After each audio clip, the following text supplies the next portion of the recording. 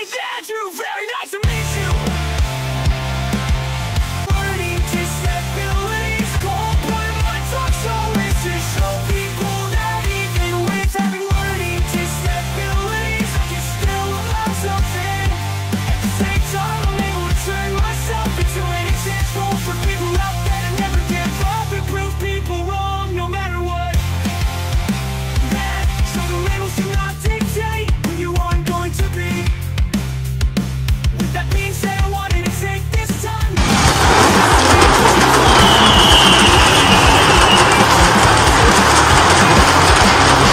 Just the fact you're on my show. It's season 12, episode 52. That's right. We're here as a beautiful guest. First subject we're going to talk about is icebreakers. First question I want to ask you is tell our audience a little bit about yourself. Okay, hello everybody. Hope everybody's having a great day or night whenever you're viewing this. My name is Melissa Brooke Ward. Primarily, I am an actress, member of SAG-AFTRA, the Screen Actors Guild, combined with the American Federation of Television and Radio Artists. I'm also a member of Actors Equity Association, the union for the stage. I've done stand-up comedy, I've done hosting, and my BA is in theater production and communication from the University of Delaware. I am a New England local who also works in New York City, and I am so fortunate right now to be represented by TK Management. So for those of you who know about that, I'm with Tina, and so many great opportunities are on the way and have already been accomplished. So thanks. Thanks for having me, Keith. I really appreciate it. No, the honor's all mine. You know, it's funny, we have something in common. You have a BA. A lot of people say I have a BA and BS. No. I don't like listening to myself talk, but here on the Keith Andrew Network, freedom of speech, self-expression, and at the end of the day, you make a new friend out of it. So it's a win-win. Well, you sound great. If it makes you feel better, I know a lot of people don't like listening to the sound of their voice. It's just a natural tendency that people seem to have. No, absolutely. So the next question I want to ask you is I don't want to repeat myself. I asked you, tell our audience a little bit about yourself, obviously. Sorry, I had a brain Well, fart. I did so professionally. I didn't really get into, some fun facts. I don't know how interesting I am or not, but All right, go ahead. This is your time. Okay. So, I am one of those childless cat ladies, and not to get into that, but I love cats. I've got 2 of them at my home where I live, and I love being an aunt outside of acting. I try to spend time with my nephews and my niece. And being an aunt is definitely the greatest role of a lifetime, doesn't compare to my career. I'm very close with both my brothers. So I'm very geographically close to my younger brother and his family.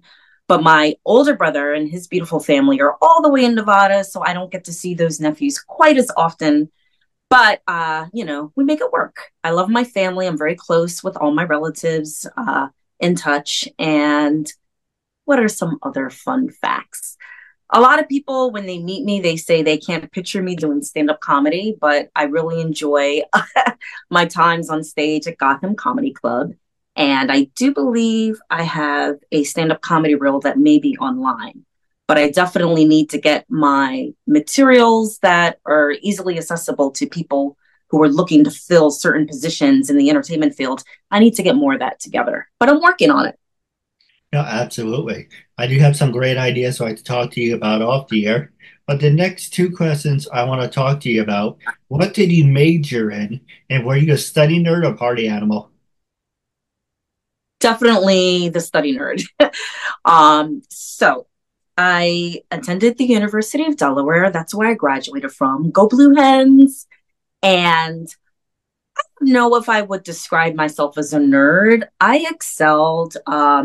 I was a member of Phi Sigma Pi National Honor Fraternity. It is co-ed, so girls and guys alike, we just called each other brothers. And I did not drink. I didn't drink underage, and I attended a lot of fellowship events, so maybe there was alcohol. No specific reason. It just wasn't me. or at the time it was illegal until you were 21. And then even in my senior year, after I turned 21, it just wasn't my thing. But I had a wonderful time. People always say, if you could go back, what would you do differently? So winter session during my senior year, I studied abroad in London. It was my first time in Europe. And it was actually the first time that the communication major was offering a study abroad trip. And so, like I said, I had two majors, theater production and communication. When I found out that you could study overseas during the wintertime my senior year, I found it out beforehand. I applied. So there were two courses. I took a public speaking course as well as a media analysis class. And I had an amazing time. We had a vacation for a few days, and my wonderful aunts, Marcia Pearl Brewington, aka Muggsy, and my other aunt, Charlotte Brewington, came to meet me in England. And from there, we went to Paris, we went to Rome, we went to Florence, and they just wanted to share that experience with me. My aunt, who all her nieces and nephews just call her Muggsy, it's kind of a long story, but Rome was one of her favorite places. She's a travel queen. And so she's like, you have to go. It was a whirlwind because we didn't have many days, but I will always be so grateful and appreciative to them for extending my study abroad experience. And University of Delaware has one of the best study abroad programs in the country. And that was my senior year. So if I could go back, that would be definitely something that I do differently. I would go every year. I would go somewhere. Costa Rica, Spain, England, South Africa, Australia. Like, they offered so many places around the world, and it just changes your perception on everything. So that was like one of the most awesome experiences, even to this day, that I ever had. And I've been back since, but that particular experience with the professors and the students, some of whom I'm still in touch with, like, we just had the best time. It's funny you should mention Muttley, because you have to really. Oh, Muttley. I'll give you an example. You ever see the 80s cartoon where it's this guy in a hat and he has a dog to go? Well, Familiar with that one, but I did watch cartoons in the 80s, so I'm like, what am I missing on? So my brother calls me Muttley. Muttley or Muttley. It's just the dog that goes. So when he get me, if you tell me something really funny, I laugh like that. It's like, look, it's Muttley. It's Muttley. That's funny. But the nickname that you mentioned just reminded me. Oh, I see what you're saying. Yeah, Muggsy, Muggzy. I guess that's how you would spell it. I think my older brother came up with it, and it had to do with her Volkswagen. Like, we would act like we were like speeding along on some kind of mission, and they were like, come on, Muggsy, and it just stuck. And then I don't remember which kind of vehicle it was, but another one of her cars, she used to drive her nieces and nephews around in. She told us it could fly, and we believed her. So we'd be like, come on, Muggsy, make the car fly. And she'd be like, the wings are in the shop. And I really think that I actually believed that the car could fly. And I was like really frustrated that the wings were always in the shop. I'm like, come on, let's go. Let's get off the ground. Kids, if you tell them the right thing the right way, they will believe you. That's true. But we're going to take a quick commercial break. And when we come back, we're going to talk about the coronavirus when we come back. Oh, boy. What will we have to say? And we're back from the quick commercial break. The first thing I want to ask you before we talk about the coronavirus, when you were in college, did you ever get the chance to do one of those human pyramids, or are you not into the whole human pyramid stuff? Human pyramids, like cheerleaders? Yes. Or just for fun? Actually, you know what? I think that on a retreat for Phi Sigma Pi, I think we might have had a group photo that was a pyramid in my vague memory. And that would have been when I was a sophomore. I do think we did that. Now, I can't get a hold of that photo. I have no idea where it would be. But I bet if I reached out to some of my Phi Sigma Pi brothers, like, somebody might have it. I have no idea. Like, maybe a Facebook mass message or something. I don't know. That's an interesting question, though. What made you ask that? Well, to be honest, I'm a loser, and I love that type of thing. Since I was 4 years old, I always wanted to do one. But Mhm. unfortunately, the people I hung out with were, dirtbags and, with drug addicts. So it's better not to say, hey, let's do this. I like this. Even though I will tell you a funny story. Yeah. The freshman year, we had team life skills. And I was Okay. either freshman year or sophomore year. And they're like, Hmm. oh, you have to do a team project. That's your project for the class. You have to do a team project. And I looked around on line 1, 2, 3, 4, 5, 6. Okay. Can we do a human pyramid for the project? And everyone looked at me and went, what are you, stupid? And the teacher said, no, I don't want to. That was the only time where I really outed myself. But I don't really go around telling people that stuff. It's just, I like it. Then I was thinking, you know what? I want my show to be different. Why not Yeah. create original questions that are unique? Keith, I'm sorry, but what subject was the course where you guys were doing team projects and you Oh, wanted to do team life skills. team? Well, what's wrong with that? The teacher said no. Yes, he was an idiot.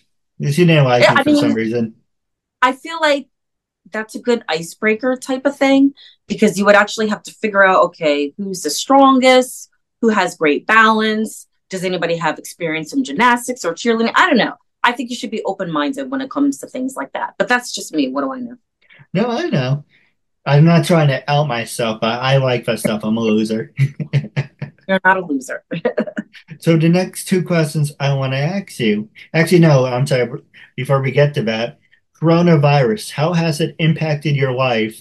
And do you see life in a different point of view? I do. So I lived in New York City for most of my 20s, and it was one of the best experiences I ever had. I was on the Upper West Side most of that time period, and that allowed me to be in a safe neighborhood, but close to auditions and jobs and work. And I really excelled. And then I ran into some challenges with mental health. And I had to take a little break from the city, but I was fighting hard, working hard. I never lost my drive or my determination or my ambition. So eventually I would go back to work in the city, but I would be living in Montclair, New Jersey, which, some people refer to that as New York's bedroom. There's a train station you can walk to or a bus station. It's very easy to get back and forth to the city, a lot of commuters. So I ended up building my career again, and I had a small principal role on the show Blue Bloods and was eventually worked as part of their core background in the law office. So it was Friday, March 13th. We had just heard over the last few days, week and a half about this COVID, this coronavirus. And it was the year 2020, right? Yeah. So March 13th, 2020, I was on the set of Blue Bloods, and there was a lot of discussion in the background about this COVID thing, Corona. Like, what are we going to do? At that point, most of the productions in the city had already begun to shut down. And I believe we were like literally one of the last ones. And the thing that I remember the most was they kind of like suddenly wrapped us. And it was just sort of like everybody, the crew members, people who seemed to know what was going on were like, see you in April. Okay, everybody, bye. See you in April. Like, we had no idea the significance of the situation. So that was Friday, March 13th, like I said, because I'll never forget that day. I expected, like, wow, this is kind of scary, but I guess we'll have to finish the season in April. Well, as we all know, by the time April came, we were in the thick of it. So the next day, Saturday, March 14th, again, I was living in Montclair. It was my last day of shooting on an independent film, a short film called Why Wait? And the shoot day was almost canceled. And I'm so thankful and grateful that it was not, because it would have been like a year, months later, we would have had to finish it. So we got the short film wrapped. And Decoyan Productions, headed by Karen Stefano, my dear friend, who is an executive producer, director, writer, lead actress. It was one of her first big projects with her faith-based Christian production company, Decoyan Productions. So we wrapped. Now we're at Sunday, March 15th, 2020. I remember going and sitting down at one of my favorite restaurants in Montclair, Leonie's, having a little lunch. And I was like the only one there. And then I went to CVS around the corner and I couldn't find any hand soaps or any antibacterial. And that's when it became real for me. That's when it hit me. I'm a germaphobe to begin with, but I'm like, all the soaps are gone. All the bacterials are gone. What is happening? So I went home, and even though, I have so many beloved family relatives, I wanted to be with my mom and dad, and they were not at all far, minutes away from my younger brother, sister-in-law, and their children. And I'm like, oh my goodness, like, I don't know what's going on, but I know that a show cut off production. I know you can't buy soap anywhere and nobody's eating out. Mom and dad, come get me. I literally got on the phone because I thought, I don't know what's happening, but if they shut down state borders, like you can't leave your state, I couldn't imagine, being away from my immediate family for that long. It just suddenly became very real, scary, and serious. And it continued to be that way for a lot of us for a long time. So I went to Connecticut, where my parents were living, where they still are, and my younger brother and his family. And you wanted to know how it impacted me. So I just figured this was temporary. And eventually I would be back in New York. And the longer I stayed here, things hit a peak. Everybody at least knew someone who got the virus or had it themselves. And I did, I was fortunate not to have anybody really close to me pass away. And my heart and my prayers go out to people who lost people. And I can remember waking up and just seeing text messages and finding out that Josh, who was an incredible person, he worked wardrobe for Law and Order Special Victims Unit. And I wasn't close with him or knew him well, but I saw him doing background as core background in the squad room, and he passed from it. And I cried, I called a friend, we cried on the phone together. It was very traumatizing. And I'm glad that I was able to be with my mom and dad and my brother and his kids. And I've never had it as far as I know. And I've been tested tons of times because when the industry got moving again and I did go back to work, you had to have tests done all the time. But I know my mother and father were positive at some point. And, some other people that I know, most people. And again, I never had it as far as I know. And I'm grateful for that. But I still feel like, we're very relaxed. I don't see many people wearing masks now. You're not required to get a test like we were required to have vaccines. And I do believe in that. And I got my vaccines. But right now, it definitely seems like it's under a lot more control, but you still have to be careful. So, I mean, if you go to like the hospital or doctors, sorry, there's a police car in the background. That's I didn't hear it. really unsettling. I actually just got on my alert gunshots in Harriman, New York. It's like, oh, I don't want to hear those gunshots. And then, it was like 5 minutes go by, and there's a police car going up the road. But anyway, not saying one thing's connected. Anyway, just saying anything can happen live. But the question I want to ask you, you were on one of my favorite shows, Blue Bloods. Do you keep in touch with any of the castmates, number one? And have you worked with any of the big stars? So, the two questions, I definitely keep in touch with my peers who were also core background on the show. Liz Levis, Francesca. I probably very close with Liz. I don't really see them often. As far as the principal characters, Bridget Moynihan, who played Erin Reagan, I was very blessed to have the opportunity to sit at the desk outside of her office. I was like an assistant role, Eleanor Rice. And to this day, I still get residuals, which I'm very grateful for. I think the episode, The Bullet Mustang, in which I was cast, my line was, didn't make it in. And people in the business know that's very common. But I did have other appearances in the show. And while I wasn't close or, didn't really have a personal relationship with the characters, everybody was always incredibly professional. And I enjoyed being around Bridget. She has so much class, outside of her outer beauty, there's inner beauty. And also the director and some of the producers were always so kind and welcoming to me. So you see me here and there in certain episodes, sitting at the desk or walking files somewhere. There's one episode where I'm taking the character Erin Reagan out to see one of her clients. And I think actually a clip from that is in my acting reel. So for several years, I was core background, and it was a great opportunity. I'm still friends. I guess I should take this time to mention Brian Bagalke. I'm sorry if I'm saying his last name wrong, but Brian was also core background, and he continued to do that after COVID was over, because I ended up moving to Connecticut and not going back to the area. I was no longer working on the show or other shows as often. I never went back to the set of Blue Bloods once COVID happened, but I know Brian was a very dear friend, part of core background, and unfortunately, he recently passed away due to cancer.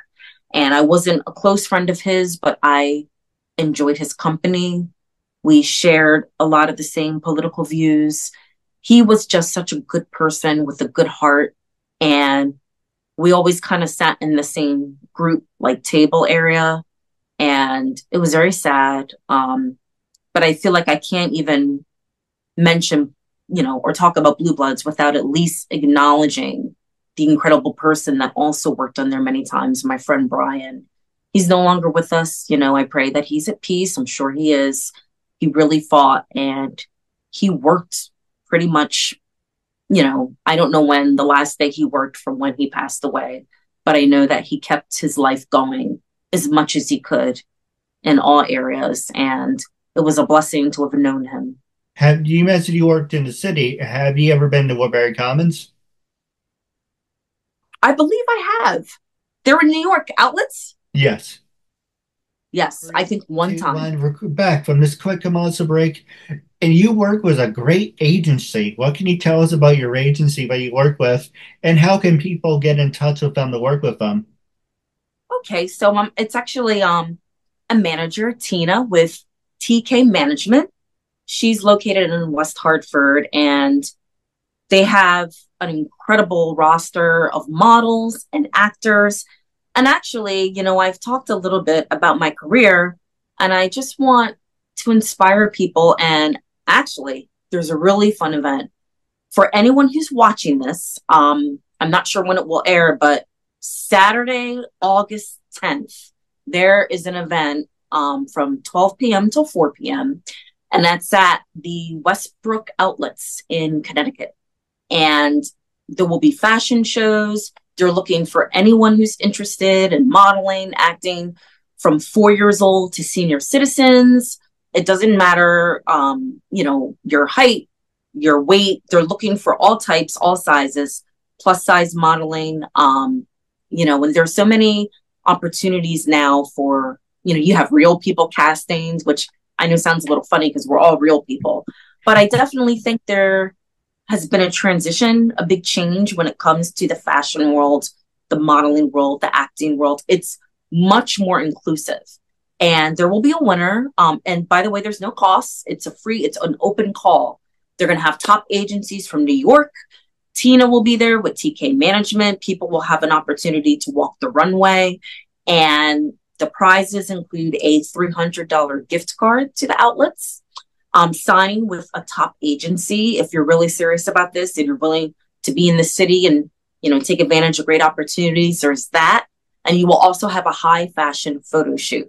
So awesome things can come from it. People have been going to this. It's you want to go on Instagram at, I just want to make sure I get it exactly right, the Look Model Search. And I will be there helping out and auditioning myself. But I have to say that, you know, you brought up COVID earlier, and I talked about how I ended up in Connecticut. At the time, I had no idea I would end up living here.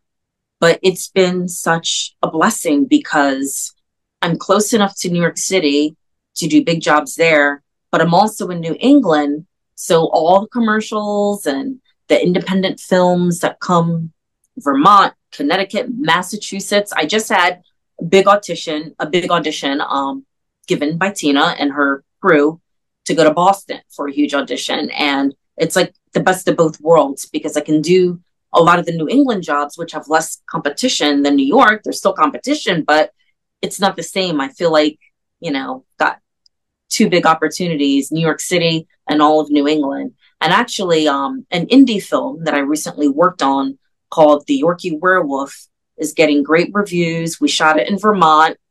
I had a few lines. I played a witch, and it was a blast. It was an absolute blast. And I want to mention and give a shout out to After the Wait when I talked about COVID and how we did that last day of shooting for that short film, Why Wait, with Decoyam Productions. Well, it was such a success. Karen Stefano went ahead and shot the feature-length sequel to Why Wait. It's called After the Wait. And I can tell it's going to do really, really well. It's been through a few festivals and actually got a Best Supporting Actress nod for my role as Veronica Bourbon and After the Wait for the Christian Film Festival. So if people are interested in that sort of content, I highly recommend it. Now I'm talking about After the Wait, the Yorkie Werewolf. They couldn't be any more different from each other. That's what I love about this industry. You know, I'm playing a mom and a lawyer in one movie, and then in another, I'm a random witch along all these other supernatural creatures of the night. So I just had so much fun on both productions, and I'm really excited to see how they end up doing. No, absolutely. I do have a couple questions for you off the air. Yeah. But tonight, I do want to promote it's Thursday night. You know what that means? It's Peacock and Apple TV. What are some of your favorite shows you like watching on Apple TV and Peacock? Oh, wow. I feel like when I do watch TV, I don't know what it's on. I'm just watching it. So I did recently finish the Vikings series. It originated, I think, on the History Channel. Yes. So it is fiction, but there are fact-based circumstances and characters. Like, obviously, it's show with a lot of license, but, you know, historically, there are certain things that are accurate. And then they, you know, develop characters and subplots. And yeah, I watched all of it. Now, I want to say it's on Amazon, on Prime, I think, but it wasn't recently shot. I mean, this was from a few years ago, I'm sure, but I just started watching it and finished it like over the past year. And other things, well, my favorite show of all time was Game of Thrones, but again, that was HBO Max. That was a while ago. Oh, but House of the Dragon. I need to catch up. I'm 1 or 2 episodes behind, but I've been watching House of the Dragon and I've enjoyed it. No spoilers, but there are no likable characters in it. That's my point of view. It's different than Game of Thrones. Well, obviously, like, it's a prequel, but right. It's let's just say this. I can see why you would say that. There are several characters, 1 or 2 characters that I think are good that I like, but if you look at it that way, I mean, they're well-rounded because nobody's perfect. And that's what I believe. Nobody's perfect. You know, we come into this world. I believe in nature and nurture, but even if both are like solid and positive, like there's, you know, everybody's got their flaws. Now, obviously, having a flaw and murdering someone are not even You know, it could be a very vast difference from one end to another. So I see why you would say that. Again, not giving out spoilers. Right. But I personally have a couple of faves that I think are okay, you know? No, absolutely. Now, one thing I do want to promote this Saturday for all our professional wrestling fans, only on Peacock, it's WWE SummerSlam.